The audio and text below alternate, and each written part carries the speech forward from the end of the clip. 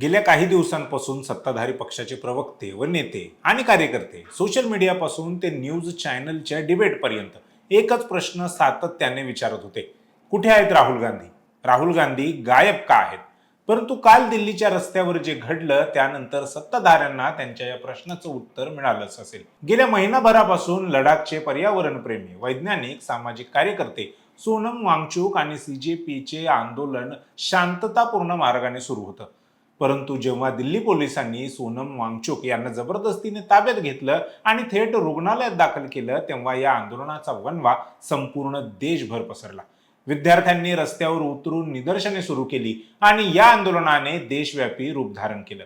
वांगचुक यांना आंदोलन स्थळावरून हटवल्यानंतर या विद्यार्थी आंदोलनाला पाठिंबा देण्यासाठी विरोधी पक्षांच्या नेत्यांची अक्षरशः रांग लागली. संसद भवनावर निघालेल्या एका भव्य मोर्चाने देशभरातील विरोधी पक्षांमध्ये जणू काही नवी संजीवनी, नवा प्राण फुंकण्याचं काम केलं. दिल्ली पोलिसांनी विद्यार्थ्यांवर केलेला अमानुष लाठी हल्ला, त्यानंतर संतापलेले काँग्रेस आणि समाजवादी पक्षाचे नेते आणि थेट प्रधानमंत्री नरेंद्र मोदी यांच्या बंगल्याबाहेर झालेलं आंदोलन, या सगळ्यांमुळे देशात विरोधी पक्ष जिवंत असल्याचं चित्र पुन्हा एकदा पाहायला मिळालं. कालच्या या आंदोलनात सहभागी झालेले विरोधी पक्ष नेते राहुल गांधी यांना दुखापत झाल्याचीही माहिती समोर आली. परंतु या निमित्ताने काही प्रश्नही निर्माण होतात. विरोधी पक्ष इतके दिवस शांत का होते? विद्यार्थी महिनाभरापासून आंदोलन करत असताना विरोधी पक्ष इतक्या उशिराने का जागे झाले? आणि आंदोलनामागे केवळ विद्यार्थ्यांबद्दलचं प्रेम आहे की 2029च्या लोकसभा आणि पुढच्या वर्षी होणाऱ्या उत्तर प्रदेश विधानसभा निवडणुकीची गणितं आहेत? त्याहून महत्वाचं म्हणजे सामाजिक न्यायाची भाषा करणारे राहुल गांधी आणि काँग्रेस पक्ष ओबीसी जातीनिहाय जनगणनेच्या मुद्द्यावर खरंच गंभीर आहेत की त्यांची ही दुटप्पी भूमिका आहे? आज आपण या सर्व प्रश्नांवर सविस्तर चर्चा करूयात. नमस्कार, मी संकेत आणि आपण पाहत आहात मुंबई आउटलुक. लडाखला 6व्या अनुसूचीचा दर्जा मिळावा, तेथील पर्यावरण, संस्कृती आणि स्थानिक लोकांच्या हक्कांचे संरक्षण व्हावे यासाठी आंदोलन करणारे सोनम वांगचुक यांनी सीजेपीच्या अभिजित दिपके यांच्या सोबत मिळून केंद्रीय शिक्षण मंत्री धर्मेंद्र प्रधान यांच्या राजीनाम्यासाठी आंदोलन सुरू केलं होतं. गेल्या एका महिन्यापासून हे आंदोलन अत्यंत शांततापूर्ण मार्गाने चाललं होतं. सुरुवातीच्या काळात अरविंद केजरीवाल यांच्यासारखे मोजकेच विरोधी पक्ष नेते या आंदोलनाला भेट देऊन गेले होते. मात्र केंद्र सरकार आणि दिल्ली प्रशासनाकडे या आंदोलनाकडे गांभीर्याने पाहिलं नाही. गोष्ट 18 जुलैला बिघडली, जेव्हा दिल्ली पोलिसांनी सोनम वांगचुक यांना बळजबरीने ताब्यात घेतलं आणि त्यांना रुग्णालयात दाखल केलं. एका शांतताप्रिय नेत्याला अशा प्रकारे हटवल्याने दिल्लीतील विद्यार्थी, तरुण आणि विविध संघटनांचे कार्यकर्ते अत्यंत संतापले. दिल्लीतील विविध विद्यापीठांचे विद्यार्थी थेट रस्त्यावरच उतरले. जेव्हा विद्यार्थ्यांनी संसद भवनावर धडक मोर्चा काढण्याचा प्रयत्न केला, तेव्हा पोलिसांनी त्यांना रोखण्यासाठी अमानुषपणे लाठीचार्ज केला. तरुण विद्यार्थ्यांवर, तरुणींवर पोलिसांच्या लाठ्या पडतानाचे दृश्य सोशल मीडियावर चांगलेच व्हायरल झाले आणि त्यातून एका मोठ्या आंदोलनाची सुरुवात झाली. सोनम वांगचुक यांना हटवल्यानंतर देशभरात त्यांच्या समर्थनात लोक रस्त्यावर उतरले. वेगवेगळ्या राज्यांमध्ये, वेगवेगळ्या जिल्ह्यांमध्ये, शहरांमध्ये आंदोलनं झाली. विद्यार्थ्यांवरील अमानुष लाठी हल्ल्याची बातमी पसरताच विरोधी पक्ष आक्रमक झाला. काँग्रेस आणि समाजवादी पक्षाचे कार्यकर्ते आणि थेट नेते रस्त्यावर उतरले. त्यांनी प्रधानमंत्री नरेंद्र मोदी यांच्या निवासस्थानाकडे आपला मोर्चा वळवला. सुरक्षेचा मोठा ताफा तैनात असतानाही आंदोलकांनी प्रधानमंत्र्यांच्या बंगल्याबाहेर जोरदार निदर्शनं केली. पोलिसांची झालेल्या धक्काबुक्कीत आणि झटापटीत विरोधी पक्षनेते राहुल गांधी यांना दुखापत झाल्याचेही समोर आले. या संपूर्ण घटनेने एका रात्रीत देशातील राजकीय वातावरण चांगलंच ढवळून निघालं. ज्या राहुल गांधींवर गायब असल्याचा आरोप होत होता ते थेट आंदोलनाच्या केंद्रस्थानी आले. राजकीय विश्लेषक या सर्व घडामोडींकडे केवळ विद्यार्थ्यांवरील अन्याय या दृष्टिकोनाकडून पाहत नाहीत. विरोधी पक्ष एकाएकी इतका आक्रमक का झाला? महिनाभर शांत असलेला विरोधी पक्ष अचानक इतक्या मोठ्या प्रमाणावर रस्त्यावर का उतरला? यामागे 3 अत्यंत महत्वाची आणि रणनीतिक कारणं आहेत. ती एक एक करून समजून घेऊयात. पहिलं आणि तात्कालिक कारण म्हणजे दिल्ली पोलिसांनी विद्यार्थ्यांवर केलेला अमानुष लाठीचार्ज. राजकारणात टायमिंगला अनन्यसाधारण महत्व असतं. जोपर्यंत सोनम वांगचुक यांचं आंदोलन शांततेत सुरू होतं तोपर्यंत त्याला मीडियामध्ये किंवा राजकीय वर्तुळात म्हणावी तितकी जागा मिळत नव्हती.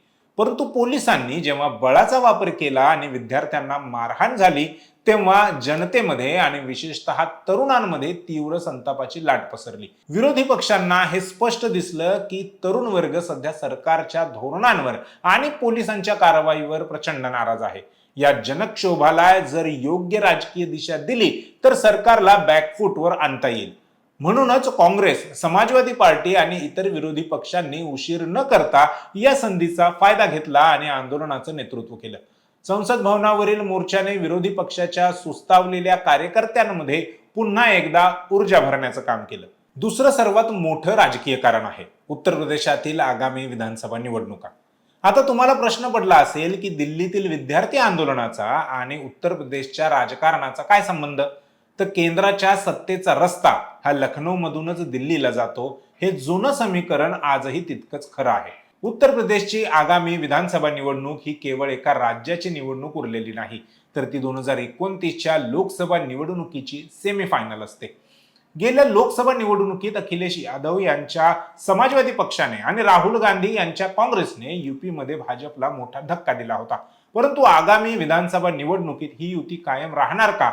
जरी युतीचा निर्णय तात्पुरता बाजूला ठेवला तरी उत्तर प्रदेश जिंकणं किंवा तिथे भाजपला रोखणं हे राहुल गांधी आणि अखिलेश यादव या दोघांसाठीही अत्यंत गरजेचं आहे. जर राहुल गांधी आणि अखिलेश यादव यांना 2029च्या लोकसभा निवडणुकीत प्रधानमंत्री नरेंद्र मोदी आणि भाजपचा पराभव करायचा असेल तर त्यांना आधी उत्तर प्रदेश या देशातील सर्वात मोठ्या राज्यात भाजपचं वर्चस्व मोडून काढावं लागेल. विद्यार्थी, बेरोजगार, महागाई आणि तरुणांचे प्रश्न हे उत्तर प्रदेशात अत्यंत संवेदनशील आहेत. दिल्लीच्या आंदोलनात उतरून राहुल गांधी आणि अखिलेश यादव यांनी थेट उत्तर प्रदेशच्या तरुण आणि विद्यार्थी मतदारांना असा संदेश देण्याचा प्रयत्न केलाय की आम्ही तुमच्या हक्कांसाठी पोलिसांच्या लाठ्या खायलाही तयार आहोत. त्यामुळे या आंदोलनाच्या माध्यमातून यूपीच्या राजकारणाची रणनीती आखली जात आहे. आणि तिसरं सर्वात महत्त्वाचं आणि तितकंच वादग्रस्त कारण म्हणजे ओबीसी जाती आधारित जनगणनेचा मुद्दा. गेल्या काही काळापासून राहुल गांधी आपल्या प्रत्येक भाषणात, प्रत्येक सभेत सामाजिक न्यायाबद्दल बोलताना दिसतात. ते देशात जातीय जनगणना झाली पाहिजे अशी उघड मागणी करतात. परंतु कालच्या आंदोलनाकडे आणि काँग्रेसच्या एकंदरीत इतिहासाकडे पाहिल्यास एक वेगळं चित्र समोर येत आहे. अनेक राजकीय विश्लेषकांचं असं मत आहे की या नवीन आंदोलनाच्या गदारोळात जातीय जनगणनेचा मुद्दा कुठेतरी दाबण्याचा किंवा भरकटवण्याचा प्रयत्न केला जात आहे. राहुल गांधी एका बाजूला सामाजिक न्यायाच्या गप्पा मारतात, परंतु दुसऱ्या बाजूला जातीय जनगणनेच्या मुद्द्यावर सरकारवर ठोस आणि निर्णायक दबाव टाकताना मात्र दिसत नाहीत. असा आरोप आता त्यांच्यावरच होऊ लागला आहे. या आरोपांमध्ये किती तथ्य आहे हे समजून घेण्यासाठी आपल्याला इतिहास आणि वर्तमान दोन्ही तपासावे लागतील. भारतात 1881 पासून 1931 पर्यंत दर 10 वर्षांनी इंग्रजांच्या काळात कास्ट बेस सेन्सस केली जात होती. या जनगणनेमुळे देशात कोणत्या जातीची किती लोकसंख्या आहे आणि त्यांची सामाजिक आर्थिक स्थिती काय आहे याचा स्पष्ट डेटा उपलब्ध होत होता. 1947 मध्ये देश इंग्रजांच्या गुलामीतून स्वतंत्र झाल्यानंतर 1951 मध्ये स्वतंत्र भारताची पहिली जनगणना झाली. यावेळी पंडित जवाहरलाल नेहरू यांच्या नेतृत्वाखालील तत्कालीन काँग्रेस सरकारने अनुसूचित जाती आणि अनुसूचित जमाती यांना सोडून इतर सर्व जातींची जनगणना करणे कायमचे बंद केले. काँग्रेसच्या या निर्णयामुळे इतर मागासवर्गीय म्हणजेच ओबीसींची अचूक आकडेवारीच देशासमोर आली नाही. संख्याबळ माहीत नसल्यामुळे ओबीसींना त्यांच्या संख्येच्या प्रमाणात शिक्षण, नोकरी यामध्ये हक्क आणि अधिकार मिळण्यापासून दशकानुदशक वंचित राहावं लागलं. राजकीय वर्तुळात अशी देखील चर्चा रंगली आहे की येत्या 2027 ची जनगणना जातीच्या आधारावर होऊ नये यासाठी सत्ताधारी भाजप सोबत काँग्रेसही अप्रत्यक्षपणे प्रयत्न करताना दिसत आहे. भाजपचं असं म्हणणं आहे की जातीय जनगणनेमुळे हिंदू समाजात फूट पडेल आणि ध्रुवीकरण होईल. जरी राहुल गांधी वरवर जातीय जनगणनेची मागणी करत असले तरी काँग्रेसमधील जुना आणि वरिष्ठ नेत्यांचा वर्ग जातीय जनगणनेच्या बाजूने नाही. जर जातीय जनगणना झाली आणि ओबीसींची लोकसंख्या ही 50% जास्त असल्याचं सिद्ध झालं तर शिक्षण, नोकऱ्या आणि राजकारणात ओबीसींचे वर्चस्व वाढेल आणि काँग्रेसचे पारंपरिक राजकीय गणित बिघडू शकते.